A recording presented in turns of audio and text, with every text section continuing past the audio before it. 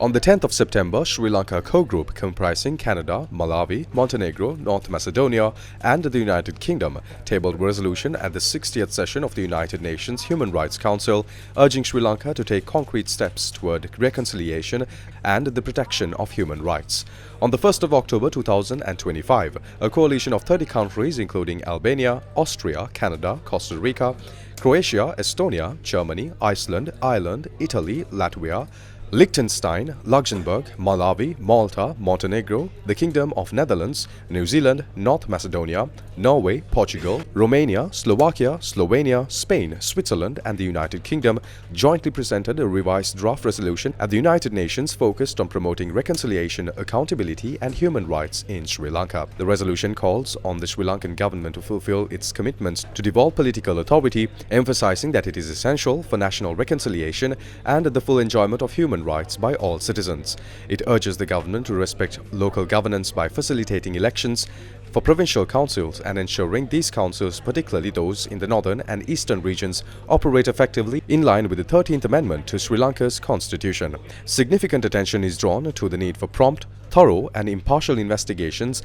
into allegations of human rights violations and serious breaches of international humanitarian law. The resolution underscores the importance of including victims and their representatives fully in these processes and advocates for the prosecution of those responsible where warranted. Additionally, the resolution welcomes Sri Lanka's commitment to repeal the controversial Prevention of the Terrorism Act, noting concerns that detentions under the law disproportionately affecting Tamil and Muslim communities continue. It urges the government to impose a moratorium on the law's use, expedite its repeal and ensure any future anti-terrorism legislation aligns with international human rights standards. The draft acknowledges the government's pledge to amend the Online Safety Act, welcoming the formation of a committee tasked with proposing changes. It expresses concern over the Act's lack of judicial oversight and broadly defined offences, encouraging rapid amendments to protect the rights to freedom of opinion and expression in accordance with international law. This draft resolution acknowledges the steps taken and the commendable commitments made by the current Sri Lankan government to address long-standing human rights concerns and the deep wounds left by decades of ethnic conflict. We urge the government to translate these commitments into tangible action. The exhumation of mass graves holds the potential to deliver long-awaited answers to families. It is imperative that these investigations are conducted in a manner that ensures they support future identification efforts and upholds the dignity of victims. The repeal and reform of key legislation in line with international standards, notably the Prevention of Terrorism Act and the Online Safety Act, would demonstrate a meaningful shift in approach. We hope that all members of this Council will adopt this draft resolution without a vote. Mr. President, China appreciates Sri Lanka's positive efforts in promoting and protecting human rights, including fighting terrorism, protecting vulnerable groups' rights, such as women and children, promoting economic recovery, raising people's living standard, etc. China will, as always, firmly support Sri Lanka in maintaining political stability, focusing on building its economy, thereby creating favorable conditions for better protecting people's human rights. China supports the HRC's work in adhering to principles of universality, impartiality, objectivity, and non-selectivity. We have all along opposed country-specific resolutions without the consent of the countries concerned or instrumentalizing human rights to interfere in internal affairs. L1 Rev 1 seeks to extend relevant mandate. Yet this mandate has not yielded real effect for the people of Sri Lanka. Therefore, China will disassociate itself from the consensus on L1 Rev 1 and would like this to be put on record. We hope all parties will respect the human rights development path independently chosen by Sri Lanka and come back to the right track of dialogue and cooperation. The Republic of Korea sincerely appreciates the core group led by the United Kingdom for its unwavering dedication to preparing a balanced text. We note with appreciation the new government's active efforts, including the invitation extended to the High Commissioner in June, as well as the ongoing domestic reconciliation initiatives. These steps reflect Sri Lanka's genuine commitment to building a more inclusive and democratic society grounded in equality, rule of law, and respect for human rights. We encourage Sri Lanka to continue along this path with determination. We look forward to tangible results in reconciliation, accountability, and human rights through sustained engagement with UN human rights mechanisms, including the OHCHR, and through the faithful implementation of its commitment. In this spirit, the Republic of Korea is pleased to support adoption of the present resolution by consensus as a collective expression of encouragement for Sri Lanka's progress. We strongly expect the government of Sri Lanka to continue its efforts for accountability and national reconciliation, reflecting the will of the people of Sri Lanka through the development of a transparent domestic mechanism. We also expect the government of Sri Lanka to take such steps as part of an overall commitment to the protection of human rights, including for persons from vulnerable communities, as well as to governance reform. We will continue to support such efforts by Sri Lankan government and hope that this resolution will be adopted without a vote. The statement on behalf of the GCC, Saudi Arabia, Qatar, UAE, Bahrain, Oman, and the state of Kuwait. First of all, the GCC countries thank the sponsors of the resolution L1 Rev 1. The GCC states reiterate their support for efforts made by Sri Lanka to move forward in the social and legislative reform process. We commend the good governance and the positive impact this has had on the Sri Lankan people. We also welcome Sri Lanka's cooperation with UN mechanisms, as well as steps taken with a view to reconciliation and fighting impunity, institutional reforms also. We reiterate the importance of pursuing this process that's based on technical assistance, capacity building, while fully upholding Sri Lanka's sovereignty and meeting its own needs, since this will lead to bolstering and promoting human rights for the whole Sri Lankan people. Thank you. Ethiopia underscores the vital importance of reconciliation, accountability, and the protection and promotion of human rights.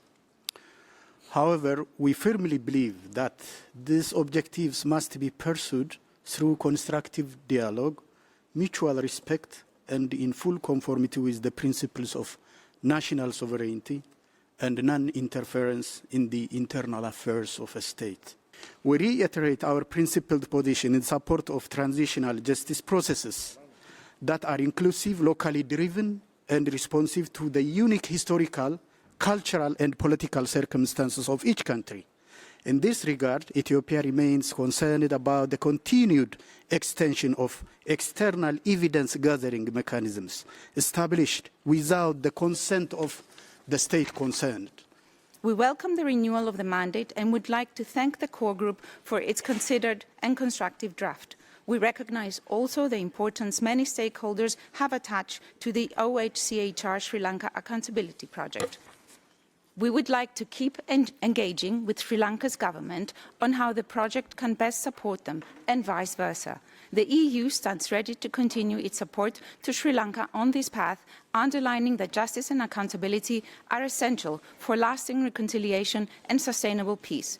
We will join the consensus and, should a vote be called, will vote yes and urge others to do the same. I thank you. The draft, with its accountability approach, is an excellent opportunity for the new government to lead by example and highlight the benefits of open, transparent dialogue with OHCHR as an instrument to improve the human rights situation for the whole population on the basis of cooperation, mutual understanding and commitments that are included in this draft. We trust this will be adopted without a vote. Costa Rica is willing to cooperate in all efforts of that country to achieve justice, peace and lasting reconciliation. Thank you. Mr. President, Bangladesh recognizes the initiatives that Sri Lanka has undertaken in advancing reconciliation, human rights and inclusive development through nationally owned mechanisms. Institutions such as the Office on Missing Persons, the Office for Reparations, and the Office for National Unity and Reconciliation hold a potential to play pivotal roles in addressing the past while building a future based on unity and equality. These processes need to be given adequate time, space, and encouragement to yield meaningful results. Sri Lanka's democratic and inclusive reforms and its engagement with this Council reflect a clear commitment to constructive change.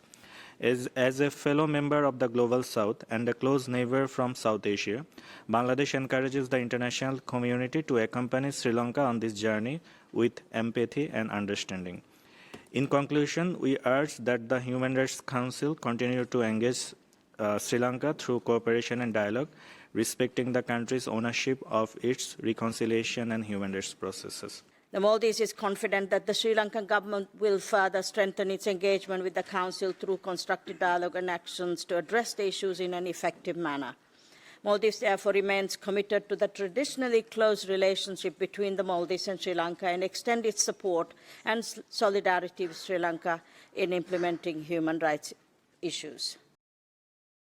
Sri Lanka participated in discussions on this resolution in a spirit of open and constructive engagement demonstrated throughout in our interactions with this Council. We appreciate the core group's engagement on amendments proposed by Sri Lanka. We, however, regret that we couldn't find agreement on certain key concerns for us. We thank all delegations for their constructive participation on the draft text and particularly wish to thank very sincerely those countries which made positive suggestions during informal consultations and bilateral meetings. As we had indicated from the beginning to the core group, our fundamental issue with the text is the reference to Resolution 51/1 of 2022, denoting the external evidence gathering mechanism on Sri Lanka within the OHCHR, which in our view is an unprecedented and ad hoc expansion of the Council's mandate. During the interactive dialogue on 8 September, the Honourable Minister of Foreign Affairs reiterated that Sri Lanka does not accept the external mechanism set up by the OHCHR, labelled as the Sri Lanka Accountability Project,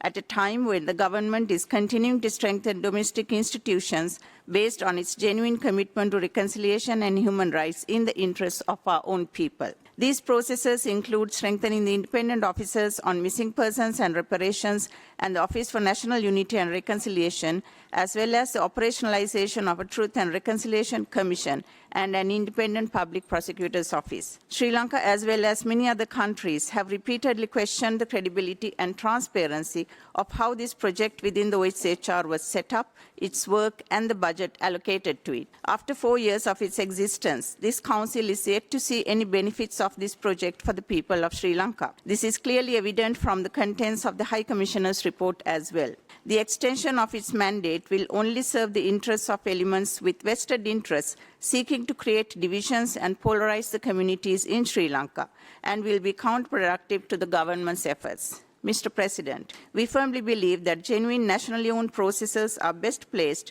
to address matters relating to human rights. National processes are rooted in the local context, allow for greater ownership, recognize unique sensitivities, and make implementation of action more efficient and effective. Within a short time, the government has taken a series of tangible and decisive steps on reconciliation and human rights. Therefore, it is only fair that Sri Lanka be allowed to seize this opportunity to advance the rights of its own people through domestic processes. For these reasons, we do not agree with coercive international action, and we reject Resolution 60/L1 Rev 1 presented to this Council.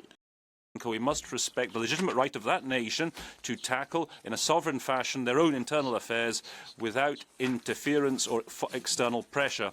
For those reasons, Cuba disassociates from the consensus on the draft resolution L1 Rev 1, and in the event of being submitted to a vote, will vote against.